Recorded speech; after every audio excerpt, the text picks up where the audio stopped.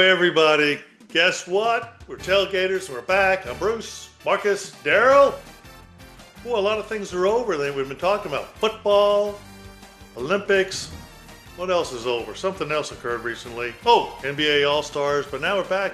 We're thinking it's getting towards the end of the season, so we thought we'd talk about. Well, I'm thinking the Mavericks. Rockets are doing well, Daryl. If you want to talk about the Rockets, they're third place. We might want to start there, but the Mavericks are low, and I was thinking, you got to subtly tank, don't you? I mean, but they won the last two in a row. That's not a very good job of tanking. But I thought maybe we should discuss a little bit about subtle tanking without getting into trouble, controversies around it, and the I don't want to get positives. into trouble. I'm calling them out. All right, call them out. And then what? Oklahoma kind of Snitch. subtly tanked the last 2 I'm years, or a snitching. couple of years, and now look where they are.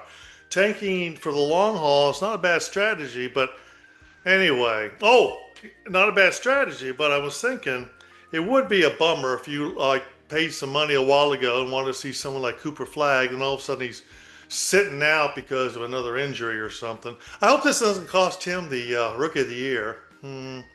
Anyway, what do y'all think? Well, let me just go to Daryl first. What do you think about the Rockets? They're in third place in the West. Do I have to think about them? No, you don't. Okay, all right, good. They're doing what they got to do. Like we talked about in football season, you find a way to win, and that's what they're doing. Although, they scare me because they build these big leads and then they lose it in the fourth quarter, and that was the problem last season.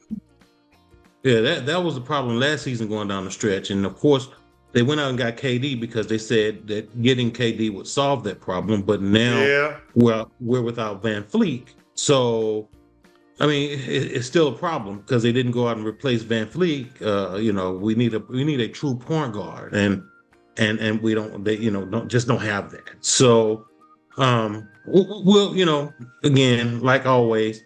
We will see what happens. Say it with me, class. We will see what happens. And you know what's going to happen? No. Not a damn thing.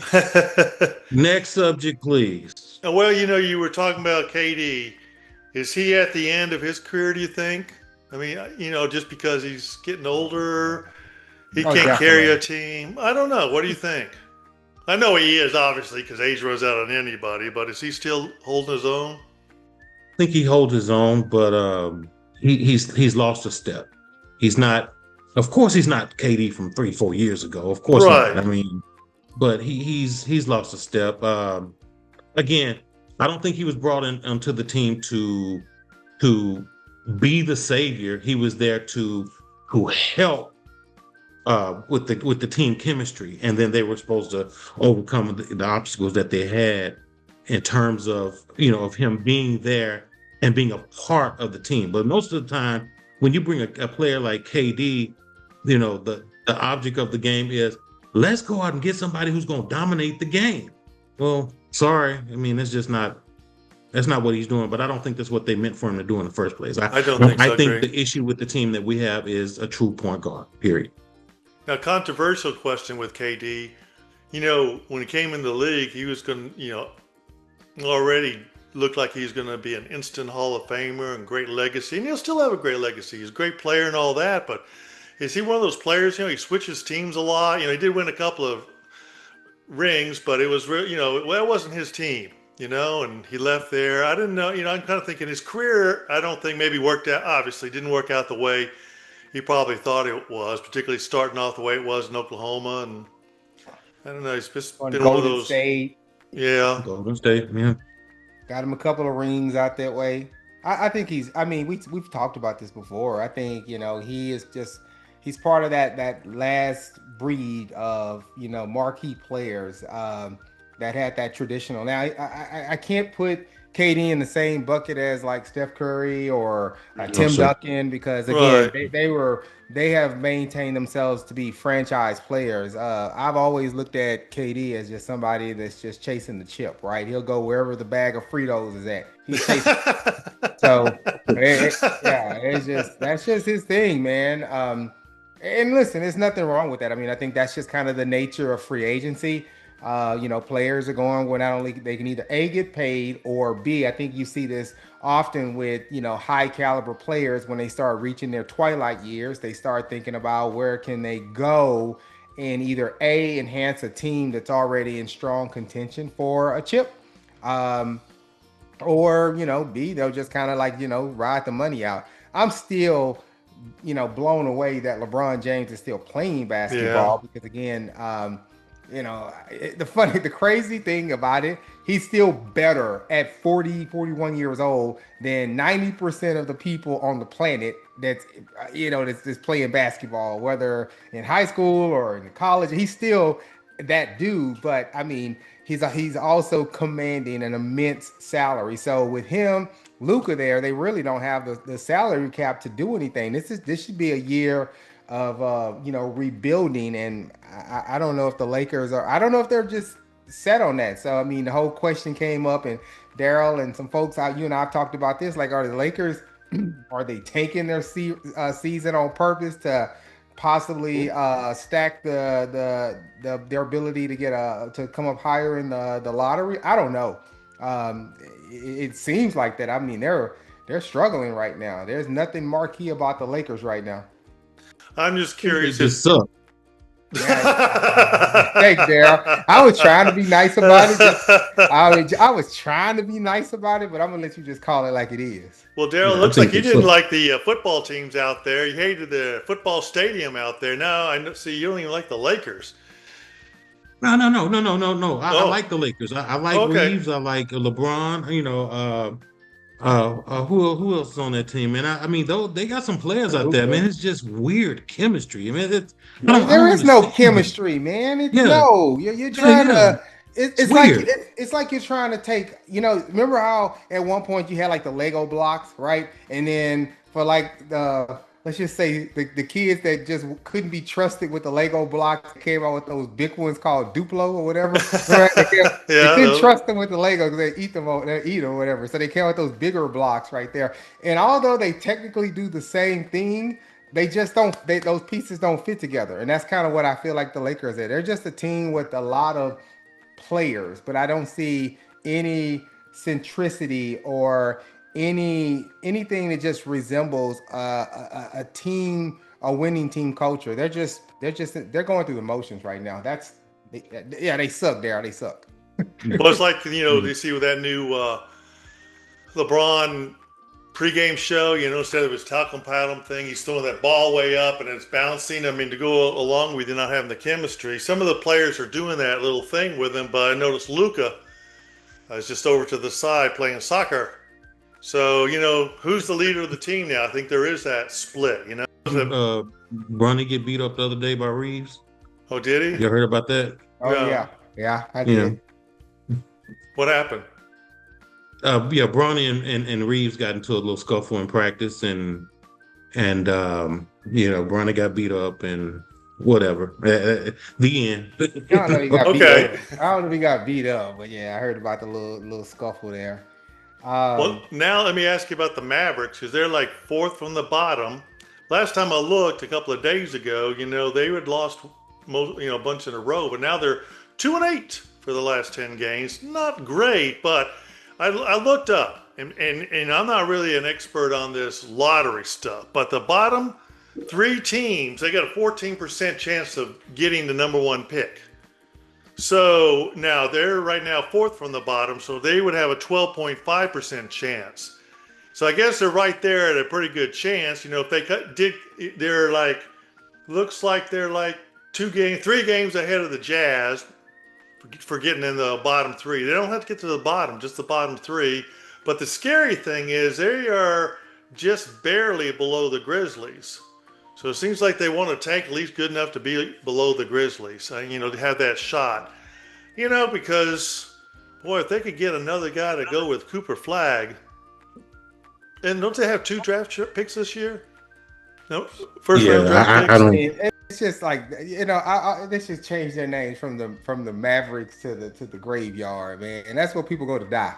That's just, I'm sorry. Like, I mean, look at all of, Cooper Flag. Okay, yeah, that's potential there. The rookie, he's number one. He's the leading scorer. But I mean, Klay Thompson, Anthony Davis, Kyrie Irving. Come on, man. Like, that's just what everybody. It's like a retirement home. Maybe that's a better. Maybe that's a better way to say it. I live in Austin. They got this town a few miles north called Georgetown, and it's a Oh big yeah, yeah. retirement. Yeah, big retirement area. Like Sun City is like a little area where everybody goes to retire. That's kind of what the Mavs are, man. They Sun City. You know what I'm Yeah, saying? no pressure either because no expectations. But Yeah. I don't know. I don't think build around Cooper Flag. He looks like he's going to be something. Well, he already is something. I Yeah, just hope he's Yeah, going to be yeah, he's rookie of the definitely year.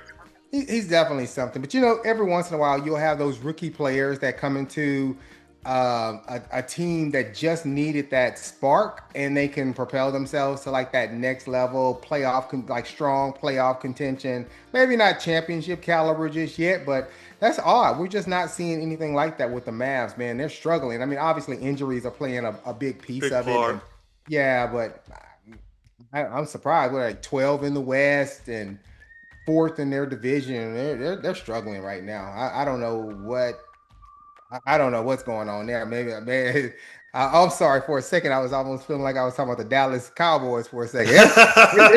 Dallas ain't a good place right now, man. No, it's not, is it? Ain't a No, good it's place right not. now, Bruce Darrell. And you're right. I might need to find a different football team. Ooh, but I didn't say that in public, did I? Yes, I did. There you go. Yeah, there's No, somewhere.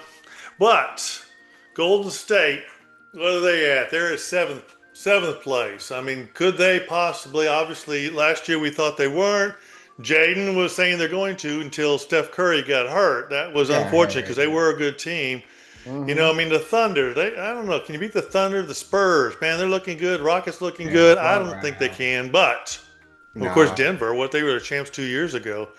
It's a pretty heavy field in the West. Yeah, no. I mean, like I said, and Daryl, I'll be quiet after this. I just feel like we talked about this before too, right? I think we're moving away from those traditional structures where you had like this marquee player, and then you had like all these role players, and you're starting to see a little bit more of a balance, right? You're starting to see, yeah, there's a marquee player or somebody that's going to be, oh, they're going to be playing Daryl Turner and the Timberwolves. Like, there's always going to be that person, but you're starting to see more situations where there's 4, 5, 6 players that are scoring, double digits. A couple of folks getting double doubles. It's a little bit of a different structure the way the game is played today. It's not all about that individual person dominating and you win and die or win and lose by that one person who either showed up or didn't. I just feel like it's a little bit of a balance. That's definitely what we see with the Rockets. And did you see Pat Riley?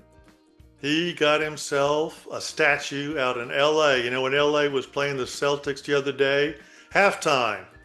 And the Showtime showed up for it too. I don't know if you saw that.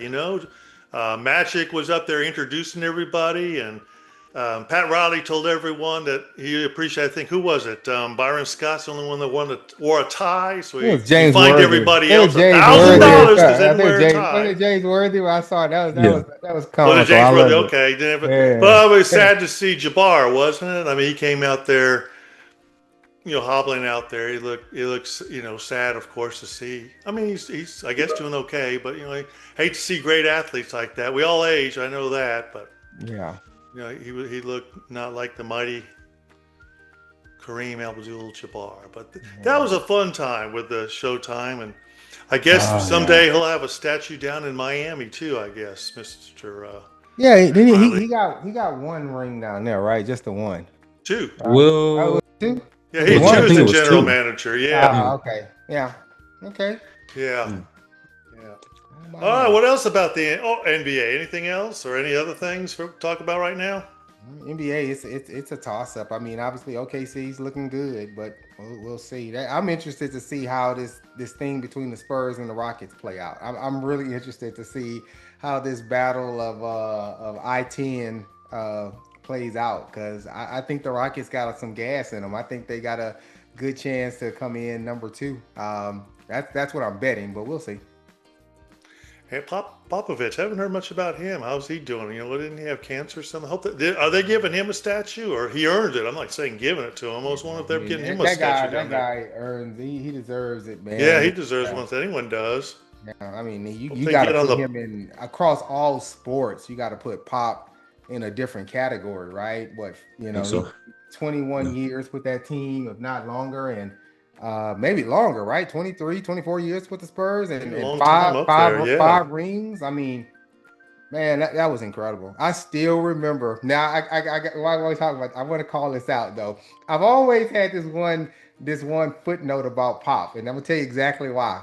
Because the year that David Robinson got hurt and they tanked. I'm talking about the Spurs might have won 10 games that year, and I know I'm not on the exact number, but because they tanked, they got the lottery and got Tim Duncan.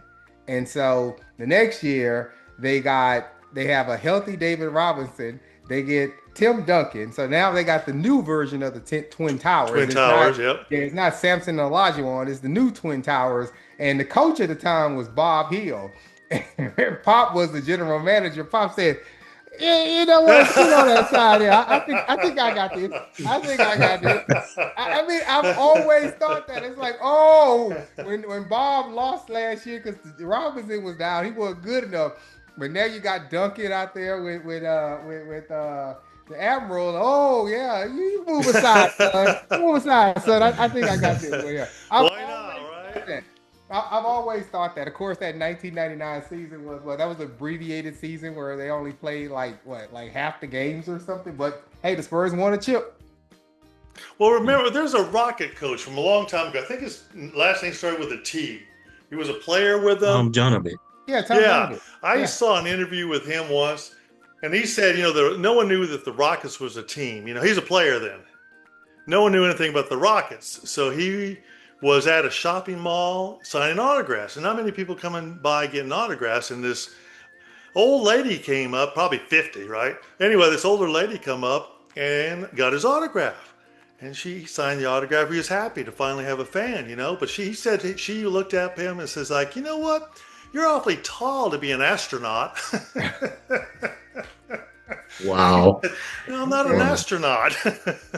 Well, he came into the bank. He came into the bank that I worked at, and he was trying to do a deposit with the withdrawal, and he tried to give my teller his ID, and we cracked up laughing. And he's like, "Well, I mean, I didn't know. I mean, I know. I just know the rules." We were like, "No, come on, man, come on." Oh, Rudy T, man. Never underestimate the heart of a champion, man. Those are good old days, man. Yeah, man. Yeah. We had the Chaparrals a long time ago. I don't know if you ever heard of the Dallas Chaparrals. I have, yeah. They became the San Antonio Spurs for $1, but they were with the ABA. They had one of those tall guys too. I mean, he was humongously tall. I mean, he's almost like Sean Bradley size. But I remember I used to work for Sterling Jewelries back in the day. As a runner. They would say runner and give him a runner, and they'd run it back with the thing so they could buy it. But anyway, he came in there once, and so they had these, countertops way up high, but you could tell where he was at all times because his head was always above all the top of the shelves. Anyway, that was an interesting story. Glad I shared it. Anyway, anything else? What about the Olympics, man? The men's team first Olympic hockey gold medal since the 80s, since Miracle really on fun. Ice. Yeah, that was a close game, wasn't it? Jack Hughes got the score, the winning score at OT. I mean, that was good, man. That was good. I mean, we talked about this last week or last session or last recording. Like, I mean, I'm not a major Winter Olympics fan, right. But that's good to see the country. Makes you feel proud to be an American. Doesn't it? And then did you see that goalie, what was it 41, 42 saves he had? Yeah. And once the puck was coming behind him and he put his stick out behind, he just barely tipped that puck before it went in the net. I mean, that guy, he was on fire that game, wasn't he? I don't think they have MVPs, but he definitely should have got an MVP or whatever they would call it in the Olympics. A gold medal. Yeah. It's really, I agree. That was really fun. With both of those two teams, it was a really good tournament. I don't know that much about hockey, but the games beforehand too. I mean, USA, they had won an overtime game against somebody that was really good. I forgot who it was, but yeah, that was quite a tournament. But we made it. Hey, that was we. Yeah. Have you ever been on skates? I tried to be on skates. I couldn't balance on skates. Sheesh. Skates? No. Yeah, ice skates. Oh yeah, that's fun. Is it fun? Oh, I can't do it. You skate, Marcus, right? Hell no, I don't skate, man. You don't skate? Nah, you put me on. I mean, I can glide a little bit, but no, man. All that, yeah. When it gets to all that turning around backwards, I'm on my ass fast. Yeah, backwards high. It's just amazing. They go backwards. Like some people, it's just so natural. They're just like, it's like, hey, what's going on right there? And they can just walk by, do a tap with their Apple Pay. They don't care, right? Like, I can't do that, man. I mean, I'm a decent dancer. For some reason, whatever, that skating thing, I just never got it down, man. But well, the U.S. women's hockey team also won gold. Yeah, they won. The U.S. swept both. Yeah, they won that. And then did you see the for ice dancing or whatever? Alysa, what's her name? Alysa. She won gold medal for the figure skating. Yeah. No, but on that day, she was the best. You should see her videos. I mean, she is like happy as could be. She is so delightful. It's one of those things, you like, that's what we needed to see in the country. She is just out there having fun. I might get the ages wrong, but she had been world champion. She retired at 16. Oh, wow. And then she decided to come back. And her old coach says, you can't come back. People don't retire and come back when they get older. And she says, I'm only 18. But she laid out these really, really strict rules. She said, I'm coming back, but I get to be part of the choreography. I get to be part of choosing the music. If I decide to rest, I'm resting. If I'm going harder, I'm going harder. And you cannot tell me what I can or can't eat. So, those skaters and all those people, they're in such strict diets. But then she comes back and 2 years later, right known ticket. The Olympic champion, our golden girl, man, oh man! Congratulations to her too. Yeah, and the U.S. actually set a record for the Winter Games. Single games record for most goals. Most goals ever for us, for the United States. And for the winter sports. I mean, that was awesome. So hey, all good stuff there. It really is good stuff. Well, everybody, like and share this because we're talking about the NBA finals of the Olympics. Didn't mention, I thought the closing ceremonies, those were fun too. I enjoyed the closing ceremonies, It's just amazing. I like the way they all intermingle and they're all talking to each other and it's just showing a nice unity. It's heartwarming that at least once every 2 years we have some of these games. But anyway, you guys give us a comment what you think and we'll see y'all next time. Bye. Peace. Hey.